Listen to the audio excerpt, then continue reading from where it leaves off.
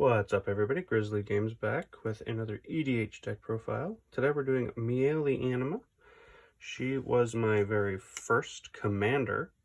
I was for my first deck, but she was my first commander.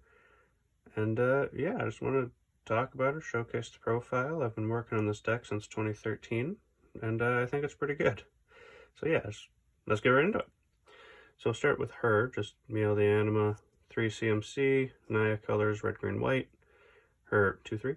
Her ability is three colorless, and then Naya, tap her, look at the top 5, and get 1 creature with power 5 or greater, and just put it onto the battlefield.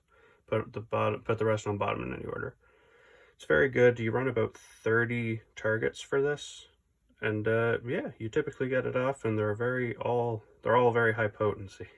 Yeah, so I'm gonna get into the lands first, actually, because this deck only runs 2 mountain, 2 plains, 1 forest. That's all the basics for this deck. Everything else is more.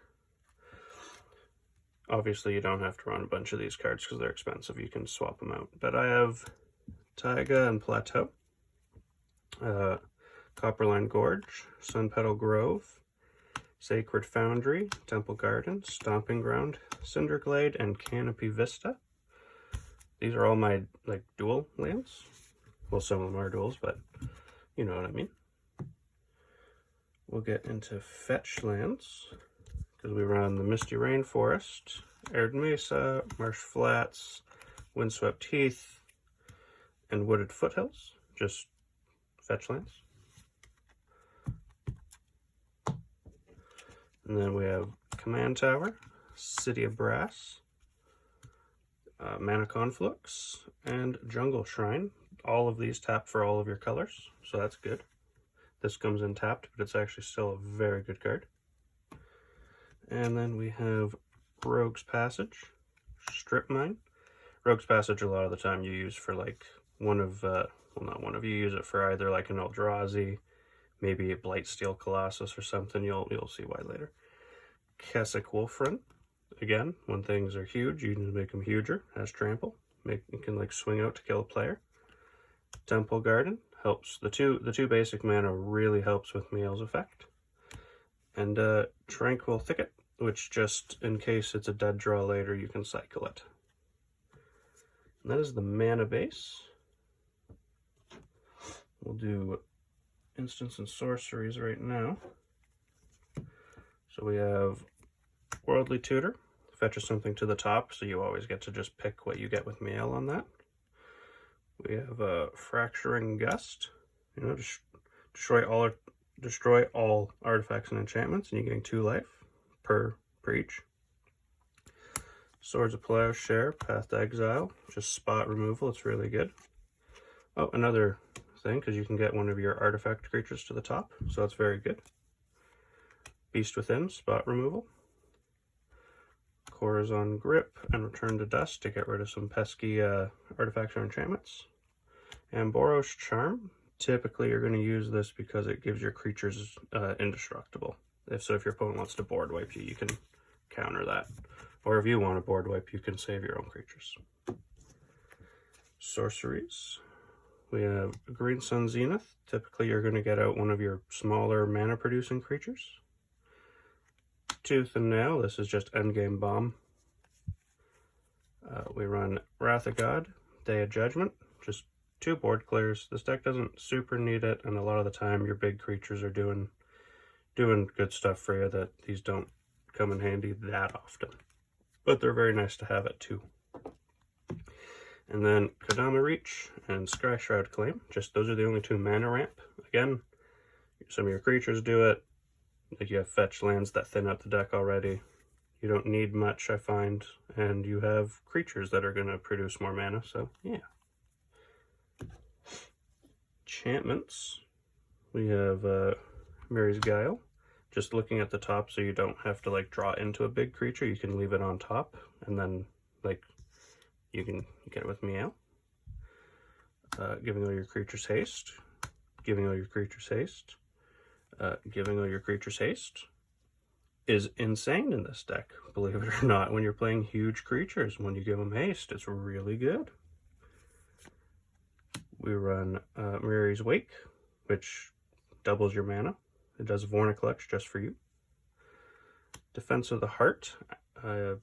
This fetches you 2 creatures after, I believe, 2 turns. Or is it just when your opponent has... During your upkeep, if one of your opponents controls 3 or more creatures, sacrifice Defense of the Heart, search your library for 2 creature cards, put those creatures into play, shuffle your library. That's insane. That's just an insanely good card. If it doesn't get destroyed, it's super good. And Lurking Praetors. Oh, it is just Predators. I thought it was a Praetor card. Oops. But yeah, just whenever opponent casts a spell, reveal the top card of your library. If it's a creature, put it onto the battlefield. Otherwise, put it on the bottom of your library. And you run a bunch of creatures. Creature-heavy deck. Very good card. Into artifacts. So there's top, again. Same principle. Being able to look at the top and not drawn to your big creatures is very good. Mana Vault is the only mana rock in the deck. Typically you use it just for the first Mayael, because after that the ball kind of gets rolling and you don't need that mana anymore, more often than not. And then we have Greaves and Boots. Typically is to give Mayael haste and Hexproof Shroud, because you don't want her destroyed. You need her on board as much as you can, because she produces big beef boys. Scroll Rack, if you draw those creatures, you got to put them back, or whatever, really. Crucible thins out lands, because you get to recycle your fetch lands. Panharmonicon, you run a bunch of ETBs, so doubling up on them is very good. And Quicksilver, again, if you happen to draw into the big creatures, you can pay 4 and tap it and just cast, or play it from hand. It doesn't cast, but it gets played from hand. And that's very good. We'll go into Walkers. Really, there's only 2, which is Sarkhan Vol and Xenagos. Sarkhan Vault, I've actually only used the first ability of both of these guys in any game. That's why I play them. I use them as enchantments. Gives all your creatures haste for that turn and 1/1, which is cool, I guess. And Xenagos adds a bunch of mana, which, again, this deck loves mana. Big creatures cost a lot. Love mana.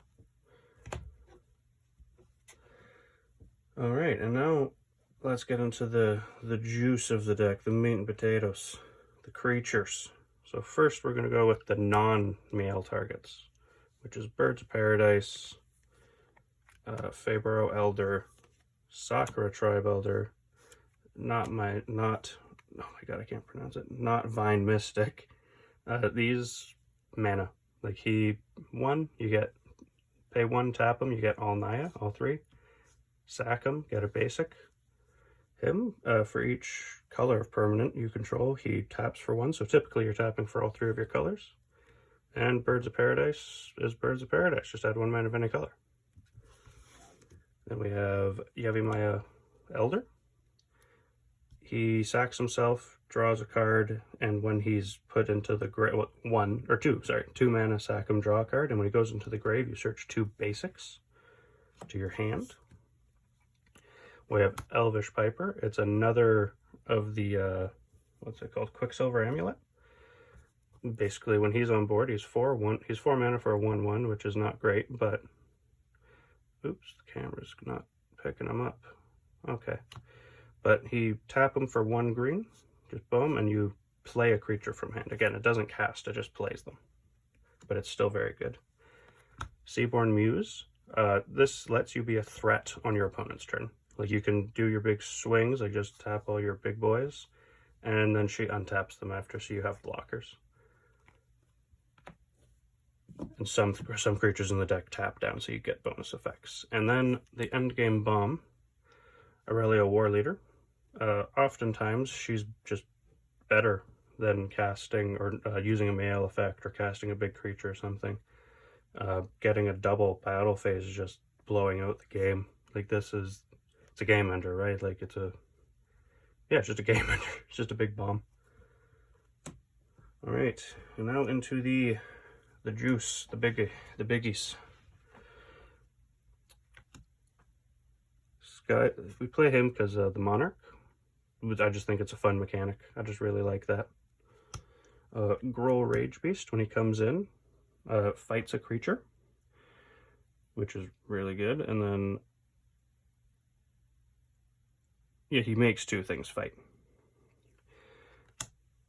Archetype of Endurance gives all your things hexproof. Their creatures cannot get hexproof, and if they had it, they lose it. Then we have Original Kozilek. Where'd he go? Oh, and New Ulamog.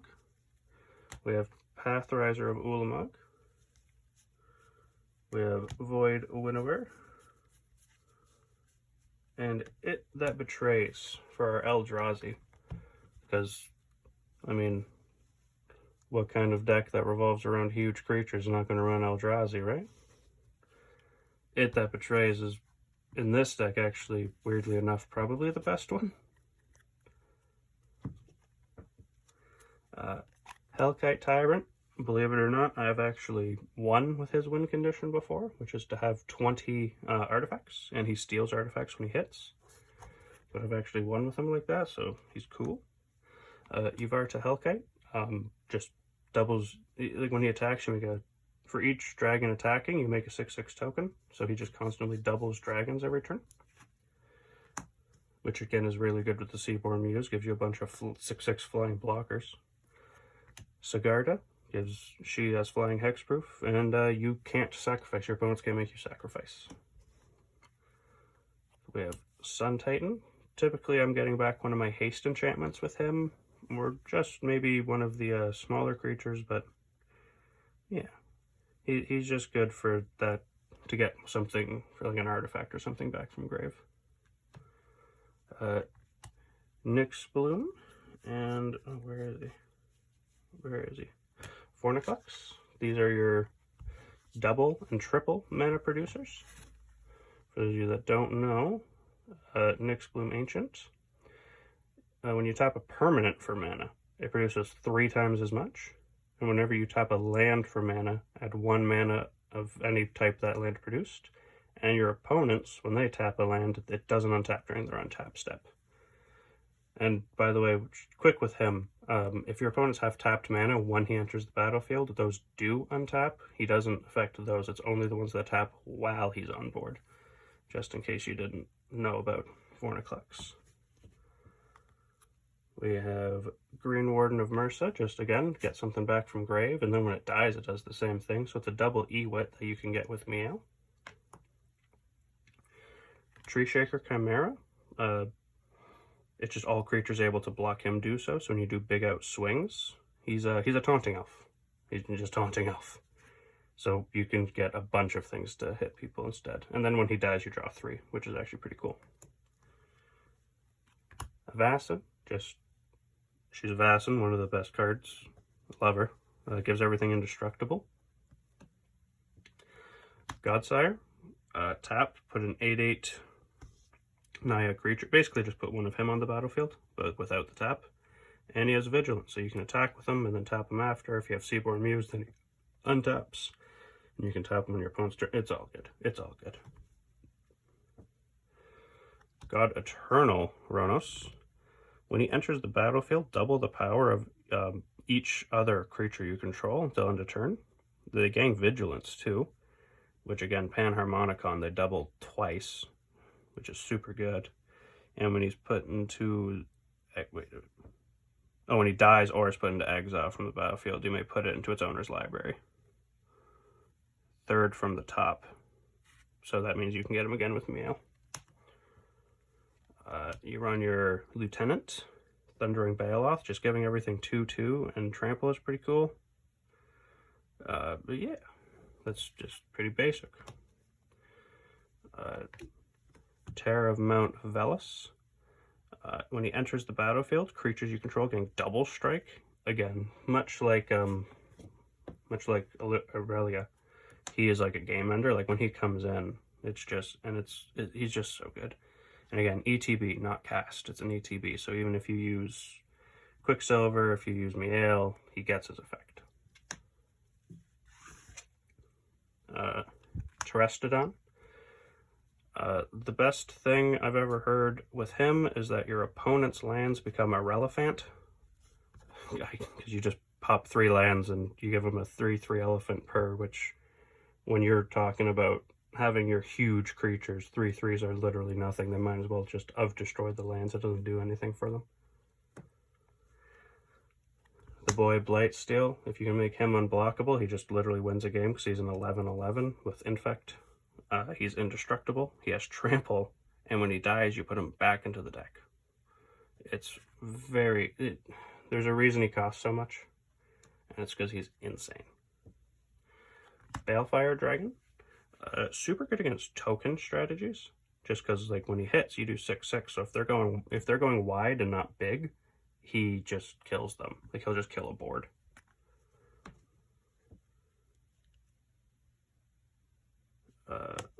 Again, Steel Hellcat, actually kind of same principle. You pay X and destroy each non-land permanent with converted mana cost to X, whose controller was dealt combat damage by him.